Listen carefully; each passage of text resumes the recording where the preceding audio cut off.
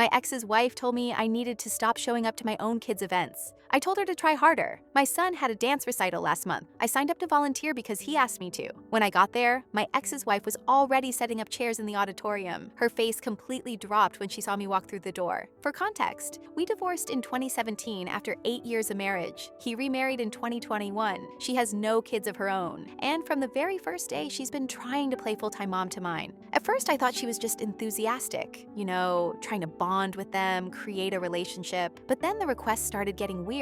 She told me that now that they're a real two-parent household, I only needed to show up during my parenting time, that there only needed to be one mom at events, that having both of us there was confusing the kids and making them uncomfortable. I ignored her. My kids want me there. My daughter's 9, my son's 11. They text me about every single game, every play, every recital, every moment that matters to them. They tell me when to buy tickets, when something big is happening, when they need me. I'm self-employed. I run my own business from home. I can rearrange my schedule, move meetings, work late, so I do. I show up. My ex barely shows up to anything unless it's a championship game or a lead role in a major production. But she's there for everything now. Every practice, every rehearsal, every small moment. And she absolutely hates that I am too. Last year, she brought it up again, this time more forcefully, that I was overstepping boundaries, that I needed to let her have her special moments with them, that I was being territorial and unreasonable. I told her we're both allowed to show up. There's no court order that says I can't attend my own kids' events. Supporting them isn't parenting time. It's just being a parent. Then my ex called me later that week, backed her up completely, said I was being difficult and stubborn, that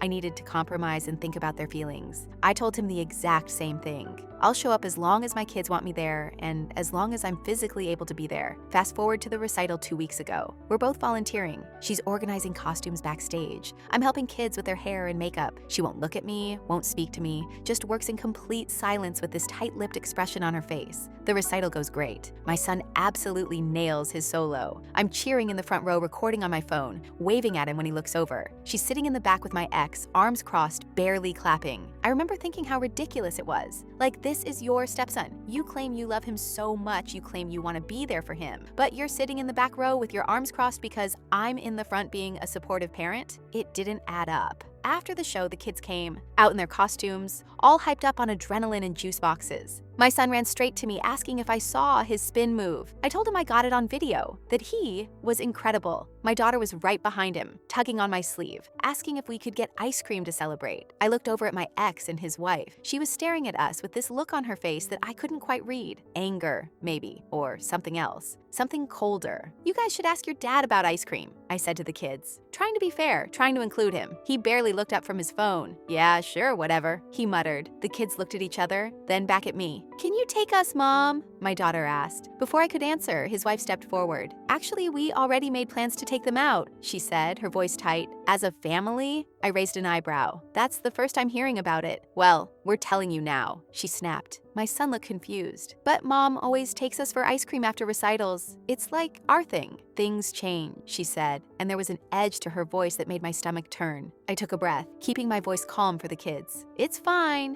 You guys go have fun with your dad. We can get ice cream another time. As I was packing up the hair supplies, she cornered me in the parking lot. The kids were already in my ex's car, and he was sitting in the driver's seat scrolling through his phone. She walked right up to me, standing way too close, invading my space. She was shaking, almost crying. Her voice was breaking. You're ruining everything, she said, and I could hear the tremor in her words. They'll never bond with me if you're always here. A good mom would step back and give me a real chance. Don't you want them to have a relationship with me? Don't you care about their happiness? I looked at her, really looked at her. Her eyes were red, and there were actual tears starting to form. For a split second, I almost felt bad. Almost. But then I remembered all the little comments, all the weird requests, all the times she'd tried to push me out of my own kids' lives. I looked at her and said very calmly, they don't need to love you. They need to know I'll always show up for them. That's my job, not yours. She completely lost it, called me selfish, jealous, that I couldn't stand seeing them as a happy family, that I was a bitter, controlling baby mama who couldn't let go of the past. You're pathetic,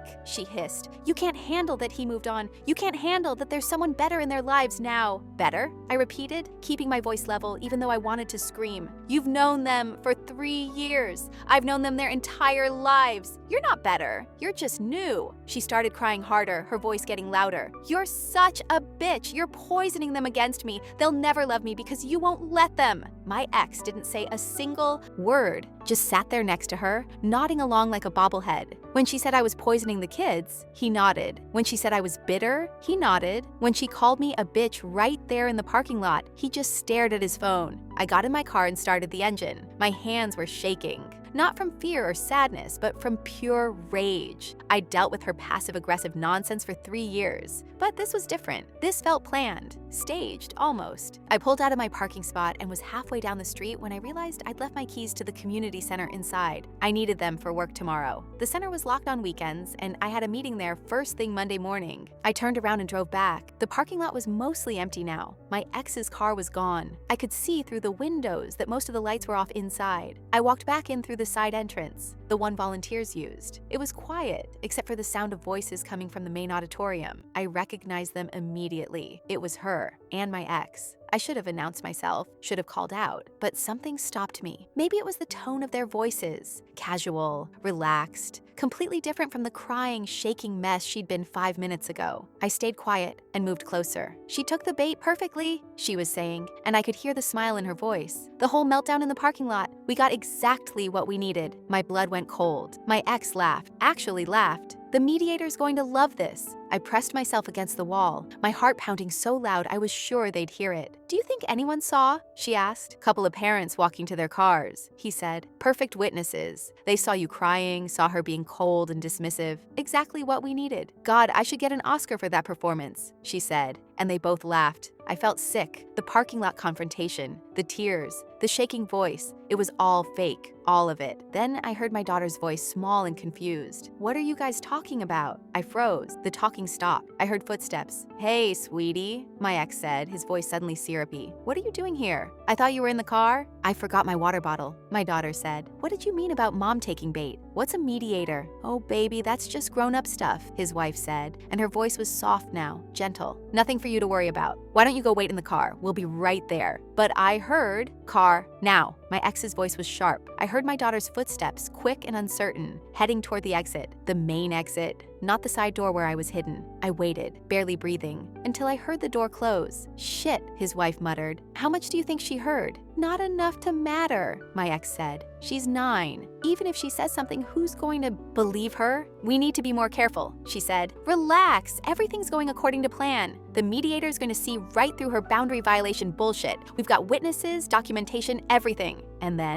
then we revisit custody. Full custody if we play this right. She can have every other weekend. Supervised maybe. They were quiet for a moment. Then his wife spoke again. Quieter this time. Do you really think it'll work? Babe, I've been setting this up for months. The mediator already thinks she's difficult. This is just the final nail. I stood there, my phone in my hand, and I realized I was still holding it. And then I realized something else. I opened my voice recorder app. It was still running. I'd started it earlier to record my son's solo, and I'd never turned it off. I checked the timestamp. It had been recording for the last 43 minutes, which meant it had captured everything. The parking lot confrontation, me walking back into the building, and their entire conversation. I didn't move. I just stood there, letting it record, listening to them laugh and plan and scheme. I almost felt bad when she said that thing about showing up for them, his wife said. Like, for a second, I was like, damn, that's actually kind of sweet. Don't go soft on me now, my ex said. She's been a pain in my ass for years. Always showing up, always hovering, always making me look like the bad guy because I can't be at every little thing. You're not a bad guy, she said. You're working, you're providing. She just has the luxury of working from home and fucking around all day. Exactly. And the mediator's gonna see that. They talked for a few more minutes, going over their timeline, their strategy, how they'd frame things. My hand was cramping from holding the phone so tight, but I didn't move. Finally, I heard them start to gather their things. We should get the kids home, she said. Big day tomorrow. What's tomorrow? I'm taking them to the zoo without her. I'm going to post a bunch of pictures, really lean into the happy family narrative. Perfect. Keep building that evidence. I waited until I heard the main doors close. Then I waited another 5 minutes just to be sure. Then I walked to where I'd left my keys, grabbed them, and got the hell out of there. I sat in my car in the parking lot for 20 minutes, just staring at my phone. At the recording, 47 minutes and 32 seconds. I had them. I had everything. My hands were shaking, but not from fear this time. From rage. From pure, white-hot fury. That night, I drove straight home and didn't say a word to anyone. I walked inside, locked the door, and immediately went to my laptop. My hands were still trembling as I opened it. First thing I did was plug my phone into the computer. The recording was right there, 47 minutes of pure gold. I backed it up to 3 different locations: my laptop, an external hard drive, and my cloud storage. Then I created a new folder and labeled it with today's date. I saved the recording in all 3 spots, checked each one twice to make sure the files weren't corrupted, that the audio was clear. It was. Crystal clear, every word. I sat there for a long time, just staring at the screen, listening to bits and pieces of it over and over. Her voice saying, "She took the bait perfectly." His laugh when he said, "The mediator's going to love this." Around midnight, my phone buzzed. A text from my ex. "Hey, left something at the center? You still there?" I stared at the message. He was checking, making sure I was gone, making sure I hadn't heard anything. I took a breath and typed back, keeping my tone normal, casual. "Nope, headed home a while ago. What did you leave?" "NVM, found it in the car. Thanks." "Right, sure he did." I set my phone down and opened my laptop again.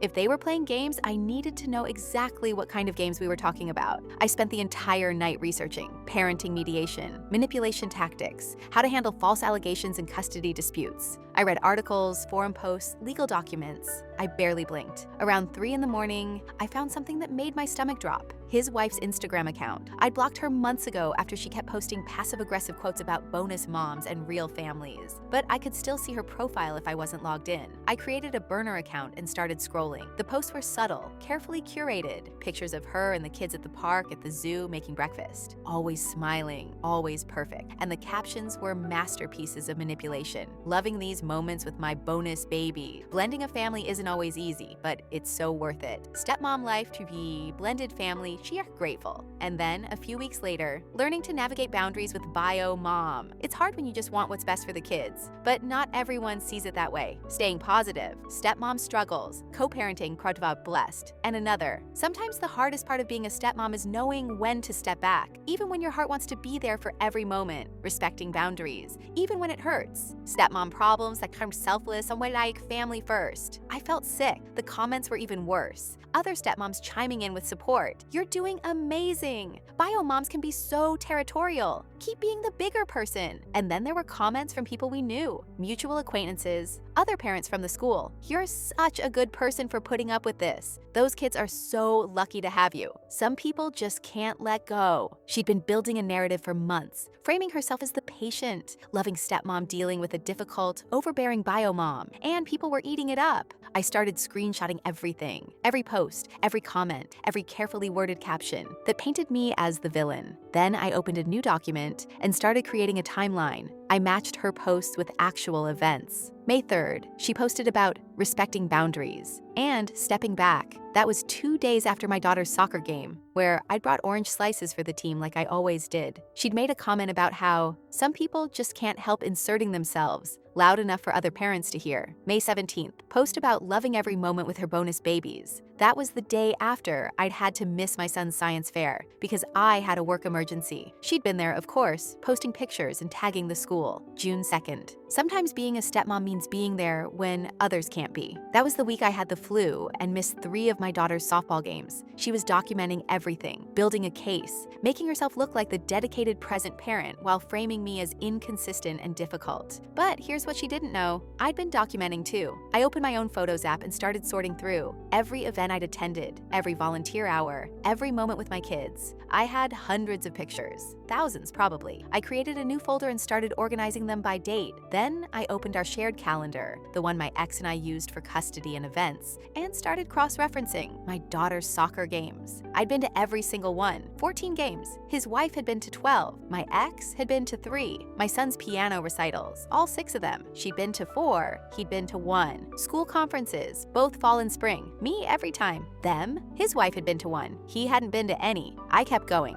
Birthday parties, school plays, field trips, doctor's appointments. I'd been there for almost everything. And when I couldn't be there, I'd let them know in advance, made sure the kids understood why, made alternative plans. I wasn't perfect, I'd missed things, but I wasn't the absent, difficult parent she was making me out to be. I looked at the clock. It was almost 6 in the morning. I hadn't slept at all, but I had everything I needed. Screenshots of her social media, a timeline proving her narrative was bullshit, text messages from both kids asking me to come to events, emails to teachers, volunteer sign-up sheets, and the recording. That beautiful, perfect recording of them laughing about manipulating the mediator. My phone buzzed. A text from my son. "Mom, can you come to my soccer practice today? Coach said parents can help with drills." I smiled and typed back immediately. "Wouldn't miss it, buddy. See you at 4. 3 days later, I was at the soccer field, right on time. My son ran over as soon as he saw me grinning. "Coach said you can help with the shooting drills," he said, bouncing on his toes. "Sounds good. Let me just drop my stuff." I walked over to the bleachers and saw her. She was already there, sitting in the front row, wearing one of those ridiculous soccer mom shirts she probably ordered on Etsy. She saw me, and her face did this weird thing where she tried to smile, but it came out more like a grimace. "Hey," she said, her voice overly bright. "Didn't know you were coming today." "Tyler asked me to," I said simply, setting my bag down. "Oh, that's nice." She paused. "I'm helping with drills, too." "Great. The more help, the better." I kept my voice pleasant, neutral. I'd spent the last 3 days practicing exactly how I'd act around her. Calm, cooperative, completely unbothered. Because if they were building a case that I was difficult and territorial, I was going to give them nothing. Absolutely nothing. Practice went fine. We ran drills together, passed balls to kids, cheered them on. I caught her watching me a few times, like she was waiting for me to snap or say something. But I didn't take the bait. Afterward, as parents were gathering up their kids and equipment, she cornered me by the water coolers. "Can I talk to you for a second?" she asked. "Sure." She glanced around, making sure no one was in earshot. Then she leaned in, her voice low. "Look, I know things have been tense between us," she said, "and I just want to say, I think we can work this out, for the kids' sake." I nodded. "Okay." I was thinking, maybe we could sit down, just the two of us, talk things through, set some boundaries that work for everyone. Boundaries like what? Just,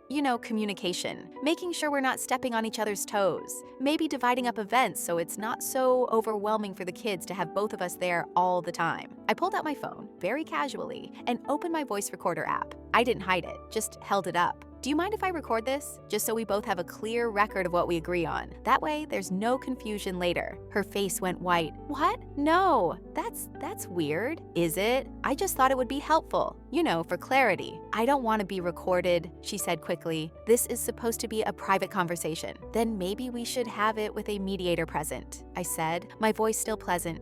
Someone neutral who can help us navigate these boundaries you're talking about." She stared at me for a long moment. I could see the wheels turning in her head. Then she forced a smile. "You know what? Forget it. I was just trying to be nice." She turned and walked away, pulling out her phone as she went. I watched her type furiously, probably texting my ex. I put my phone away and went to find my son. That night my ex called. I let it go to voicemail. He called again. Voicemail again. Finally he texted, "We need to talk, call me." I waited an hour, then called back. "What's up?" I asked, keeping my tone casual. "What the hell was that today?" he demanded. "Amy said you tried to record her. She asked to talk to me about boundaries," I said calmly. "I thought it would be smart to have a record of what we discussed.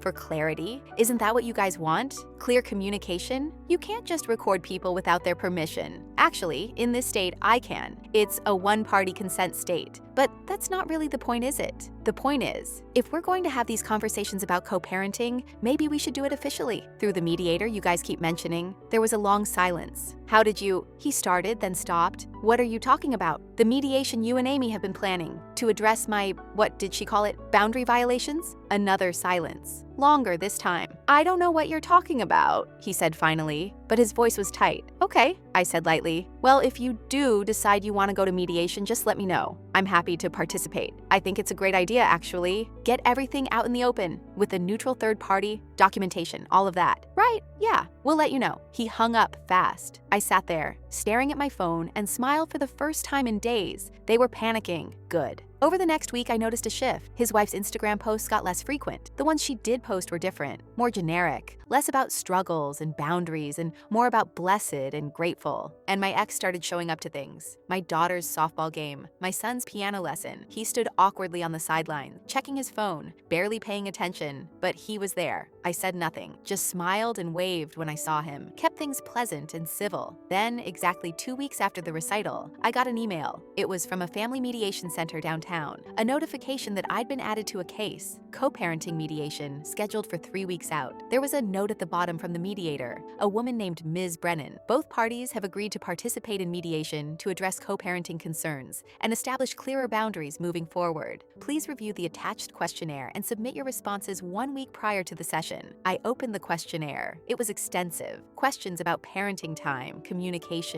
involvement in the kids' lives, concerns about the current arrangement. I filled it out that night, every single question, thoroughly, honestly, with specific examples and dates. And then I attached something extra, a separate document titled Supporting Materials. It included the timeline I'd created matching his wife's Instagram posts to actual events, screenshots of the posts themselves, the shared calendar showing my attendance at every event, text messages from the kids, emails to teachers, volunteer sign-up sheets, everything, except the recording. That I kept to myself for now. I hit send and then sat back, my heart pounding. The ball was officially in motion. The next day, his wife posted on Instagram for the first time in a week. Sometimes doing the right thing means having hard conversations. Grateful for the opportunity to work together for the sake of the kids. Co-parenting, covered mediation, para healing. The comments poured in immediately. You're so mature. Good for you for taking the high road. Those kids are lucky to have you. I didn't comment, didn't like, didn't engage, but I screenshotted it and added it to my folder. 2 weeks before the mediation, something strange happened. I was at the grocery store with the kids. We were in the cereal aisle, debating between Lucky Charms and Frosted Flakes, when I saw her, one of the soccer moms from Tyler's team, Jennifer, I think her name was. She walked right up to me, her face serious. "Hey, can I talk to you for a second?" she asked, glancing at the kids. "Alone?" I told Tyler and my daughter to go grab some juice boxes from the next aisle. Once they were out of earshot, Jennifer leaned in. "I need to tell you something," she said quietly. And I probably shouldn't, but it's been bothering me. Okay, last week, Amy cornered me at practice. She asked me if I'd be willing to write a statement for the mediator about,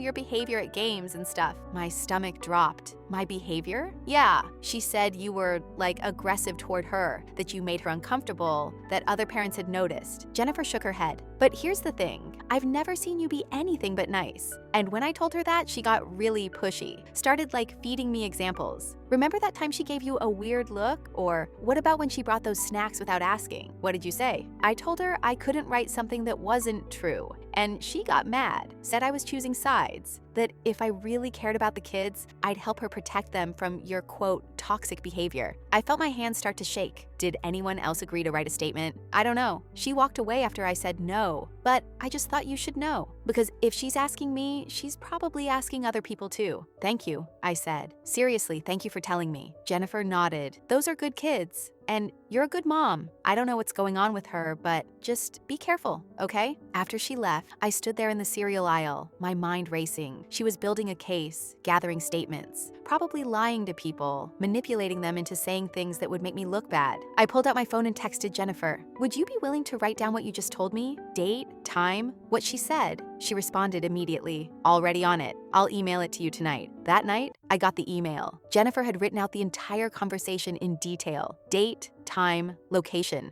Exactly what Amy had asked her to write. Exactly what Jennifer had said in response. I forwarded it to my lawyer. Yes, I'd hired a lawyer. The week after I'd found the recording, I wasn't going into that mediation room unprepared. My lawyer called me an hour later. "This is good," she said. "Really good. It shows a pattern of manipulation. Keep gathering this kind of evidence. Anyone else she approaches, get them to document it." "What about the recording?" I asked. "Should I bring it to mediation?" She was quiet for a moment. "Here's the thing. That recording is your nuclear option. Once you play it, they'll know you have it, and they'll shift their strategy. My advice? Save it. See how the mediation goes. If they come at you hard, if they lie, if they try to blindside you, that's when you drop it." "Okay," I said. "Okay, I can do that. One more thing," she said. "Between now and the mediation, be absolutely perfect. Show up to everything. Document everything. Don't give them an inch." So that's what I did. I showed up to every single event, every practice, every game, every recital. I was pleasant to everyone. I smiled at Amy when I saw her. I waved at my ex. I helped set up chairs and clean up afterward. I volunteered for every opportunity. And I documented all of it, every single moment. 3 days before the mediation, I got another text. this time from my daughter. "Mom, Amy asked me some weird questions today." My blood went cold. "Like what, sweetie?" "Like, if I ever felt scared around you, or if you ever yelled at me and Tyler in front of other people." I told her no, but she kept asking. It was weird. I took a breath, forcing myself to stay calm. "What else did she ask?" "If you ever said mean things about her and Dad." I said no to that too. "But Mom, why is she asking me this stuff?" "Don't worry about it, honey. You just keep telling the truth, okay? Always tell the truth." "Okay, love you." "Love you too, baby." I immediately texted my lawyer. "She's questioning the kids. Is that allowed?" "Technically, yes. She's a parental figure, but it's a bad look. Document everything your daughter told you. Dates, times, exact questions. This is gold." I wrote it all down, every word my daughter had said. Then I texted my ex. "Amy needs to stop questioning the kids about me. It's inappropriate and it's confusing them." He responded an hour later. "She was just talking to them. Stop being paranoid." "She asked our 9-year-old daughter if she was scared of me." "That's not just talking, that's coaching. You're being dramatic. Keep her away from my kids unless it's during your parenting time." "I'm not kidding." He didn't respond after that. The night before the mediation, I couldn't sleep. I lay in bed, staring at the ceiling, running through everything in my head. The recording, the screenshots, the timeline, the statements. The lawyer had said to save the recording, to not show my hand too early. But what if it wasn't enough? What if the mediator believed them anyway? What if I walked out of that room with less time with my kids because I'd held back? At 2 in the morning, I got up and listened to the recording again. Their voices laughing, planning, scheming. She took the bait perfectly. The mediator's going to love this. No, I wasn't going to let them win. Not like this. The morning of the mediation, I got dressed carefully. Professional, but not stuffy. I wanted to look like someone who had their life together. Someone who was reasonable, calm, collected. I packed my bag with everything. The timeline, the screenshots, the statements, the recording saved on my phone and backed up on a USB drive, just in case. The mediation center was in a tall office building downtown. I parked in the garage and took the elevator up to the 7th floor. The waiting room was small and uncomfortably quiet. Beige walls, generic art, a water cooler in the corner. My ex and his wife were already there. She was dressed like she was going to a job interview. Blazer, pencil skirt, heels. Hair, perfect. Makeup, flawless. She looked like a completely different person from the woman who'd cornered me in parking lots and cried on command. My ex was in jeans and a polo shirt. Casual, relaxed, like this was no big deal. They didn't look at me when I walked in, just sat there, her whispering something to him nodding. A door opened and a woman stepped out, mid-50s, gray hair pulled back in a bun, glasses on a chain around her neck. "Good morning," she said, her voice warm but professional. "I'm Ms. Brennan. Thank you all for coming. Let's head to the conference room." We followed her down a short hallway to a room with a long table and several chairs. Ms. Brennan sat at the head of the table. She gestured for us to sit. I sat on one side. My ex and his wife sat on the other. Ms. Brennan opened a folder and pulled out several documents. "I've reviewed the questionnaires all of you submitted, as well as the supporting materials. Before we begin, I want to establish some ground rules. This is a safe space for honest communication. We're here to find solutions that work for everyone, but most importantly, for the children. Understood?" We all nodded. "Good." She looked down at her notes. "Based on the questionnaires, it seems the primary concern is around boundaries at extracurricular events and activities. Is that correct?" Amy leaned forward, her hands folded on the table. "Yes. I think we just need clearer guidelines about who attends what. The kids are getting confused and overwhelmed having both of us at every event." Ms. Brennan looked at me. "And your perspective?" "My kids ask me to be there," I said simply. "I'm not going to miss their events just because she doesn't like it." Amy's face tightened. "See? This is exactly the problem. She's dismissive. She doesn't care about how this affects the kids or me. I care about my kids," I said, keeping my voice level. "That's why I show up." "You show up to prove a point," Amy shot back. "You hover. You make everything about you. The kids can't bond with me because you won't give us space. They don't need space from their mother to bond with you," I said. Ms. Brennan held up a hand. "Let's take a step back. Can you give me specific examples of situations where this has been a problem?" Amy dove right in. She talked about the recital, how I'd been cold and dismissive when she tried to talk to me in the parking lot, how I'd made a scene, how other parents had seen the whole thing. She described me as territorial, controlling, unable to let go. She painted a picture of a bitter ex-wife who couldn't handle that her ex had moved on and found happiness. My ex backed her up on everything, nodded along, added little comments here and there about how difficult I'd been over the years. Ms. Brennan took notes, her face neutral. Then she looked at me. Your turn. I opened my folder and pulled out the timeline. I'd like to address a few things, I said. I slid the timeline across the table. This is a record of every event both kids have had over the past year. School plays, games, recitals, conferences. You'll see that I've attended almost all of them. Amy has attended about half. My ex has attended very few. Ms. Brennan picked up the timeline, studying it. I'm not saying I'm perfect, I continued. I've missed things, but I'm not the absent, hovering, territorial parent I'm being made out to be. I show up because my kids ask me to, because I want to support them. I pulled out the text messages next. These are texts from both kids over the past 6 months, asking me to come to games, to practices, to events. They want me there. Ms. Brennan took the texts, reading through them. Amy shifted in her seat. Of course they ask her. She's their mom. But that doesn't mean it's what's best for them. And you know what's best for them better than I do? I asked. I'm with them more than you realize, Amy said. I'm the one picking them up from school half the time. I'm the one making their lunches, helping with homework. I'm there. During my ex's parenting time, I said, which is fine, but that doesn't make you more qualified to decide whether I should attend their events. Amy's face was getting red now. You're impossible to work with. You undermine me at every turn. You poison them against me. That's not true, I said firmly. It is. Her voice was rising. They'll never love me because you won't let them. And there it was. The same line she'd used in the parking lot, almost word for word. Ms. Brennan looked up from her notes. Let's keep our voices calm, please. Amy took a breath, visibly trying to compose herself. I'm sorry.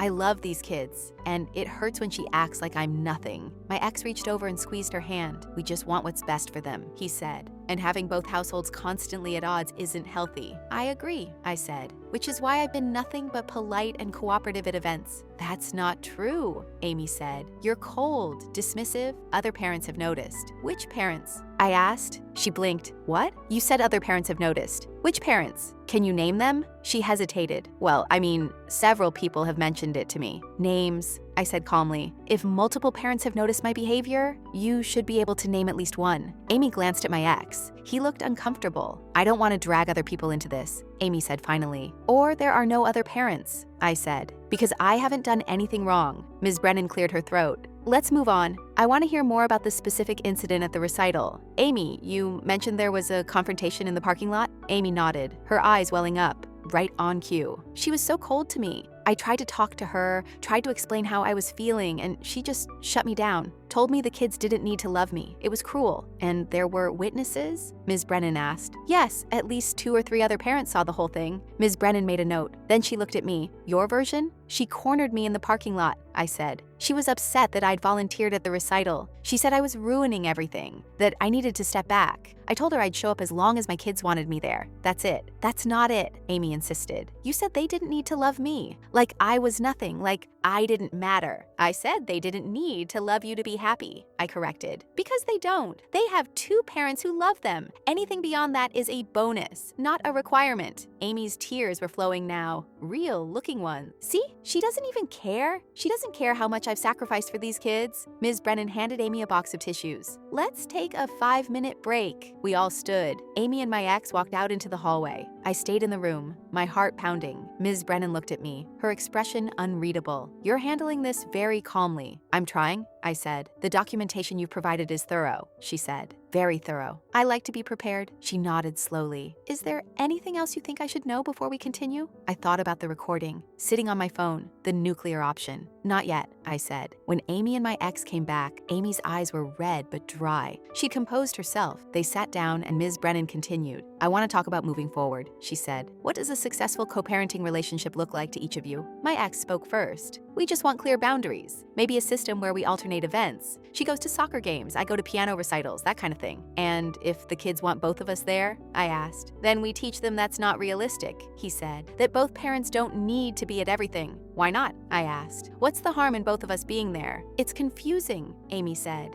It makes them feel like they're in the middle. They're only in the middle if we're fighting, I said, which I've never done. Not once. I've been nothing but civil to both of you at every event. You're cold, Amy insisted. That's fighting too. Silent fighting. I'm not cold, I'm polite. There's a difference. Ms. Brennan held up her hand again. Let me ask this. Have either of you actually asked the children how they feel about having both parents at events? Silence. Because based on the text messages provided, Ms. Brennan continued, it seems like they're actively asking for their mother to be there. That suggests they're not confused or overwhelmed. My ex shifted in his seat. They're kids. They don't always know what's best. They know what makes them feel supported, I said, and that's not nothing. Amy wiped at her eyes again. This is exactly what I'm talking about. She twists everything. She makes me feel crazy, like I'm the problem when I'm just trying to love these kids. No one's saying you can't love them, I said. You are, she shouted, and Ms. Brennan's eyebrows went up. You show up at everything, and you stand there with your perfect smile and your perfect attendance, and you make me feel like I'm nothing, like I'll never be good enough. That's not my problem, I said quietly. My job is to be there for my kids, not to manage your feelings about it. Amy stood up abruptly, her chair scraping against the floor. I can't do this, she's impossible. My ex stood too. Babe, sit down. We need to… No. She turned to Ms. Brennan, her voice shaking. She's manipulating you. Can't you see that? She comes in here with her timelines and her text messages and she makes it look like I'm the villain. But I'm not. I'm trying so hard. Ms. Brennan's face was still neutral, but I could see the shift in her eyes. She wasn't buying it anymore. Please sit down, Ms. Brennan said calmly. Amy sat, but she was breathing hard, her hands shaking. I think we need to address something, Ms. Brennan said slowly. Amy, you mentioned that other parents have witnessed problematic behavior, but when asked for names, you couldn't provide any. That concerns me. I told you, I don't want to drag people into this. Or the incidents didn't happen the way you described, Ms. Brennan said. They did. Ms. Brennan looked at my ex. And you've witnessed this behavior? He hesitated. I mean, I haven't been at every event, but Amy's told me about it. So you're taking her word for it, Ms. Brennan said. She's my wife. Why wouldn't I? Ms. Brennan made another note. Here's what I'm seeing.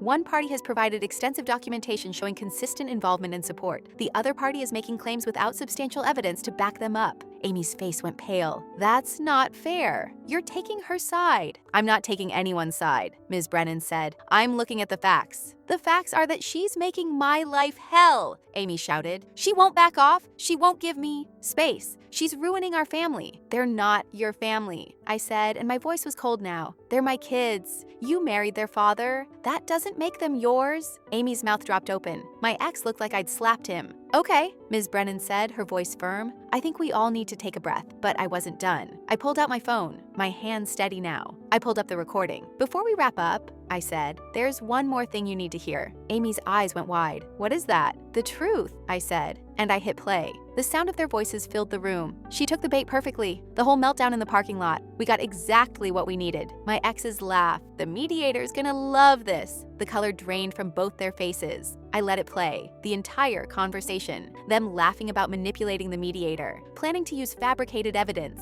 Discussing how to frame me as difficult and controlling. When it was over, the room was silent. Ms. Brennan was staring at them, her face unreadable. Amy was crying again, but these weren't the calculated tears from before. These were real, panicked. That's out of context, she stammered. You don't understand. It's pretty clear, Ms. Brennan said, her voice icy. We were just venting, my ex tried. We didn't mean… You absolutely meant it, I said. You planned this, all of it. The parking lot confrontation, the social media posts, asking other parents for statements. You've been building a case against me for months based on lies. That's not true, Amy whispered, but there was no conviction in her voice anymore. Ms. Brennan closed her folder. I'm terminating this session. What? My ex stood up. You can't just… I can, and I am, Ms. Brennan said. Mediation is designed to help families communicate and find common ground. It's not designed to be manipulated by parties acting in bad faith. What I've just heard is evidence of an attempt to manipulate this process, which is grounds for immediate termination. But Amy started. Furthermore, Ms. Brennan continued, I'll be filing a report about this incident with the court. If there are any future custody discussions, this recording and this behavior will be included in my assessment. Amy burst into full sobs. No, please. This is going to ruin everything. You ruined it yourselves. Ms. Brennan said. Amy turned to me, her face desperate. Please, please don't show anyone else that recording. Please, I'm begging you. It'll destroy our marriage. His family will never forgive me. Please. I stood up, gathering my things. You should have thought about that before you decided to play games with my kids. Please, she sobbed. I made a mistake. I'm sorry. Please don't ruin my life. I'm not ruining your life, I said. You did that yourself. I walked out without looking back. Make sure to click on the screen to watch other stories.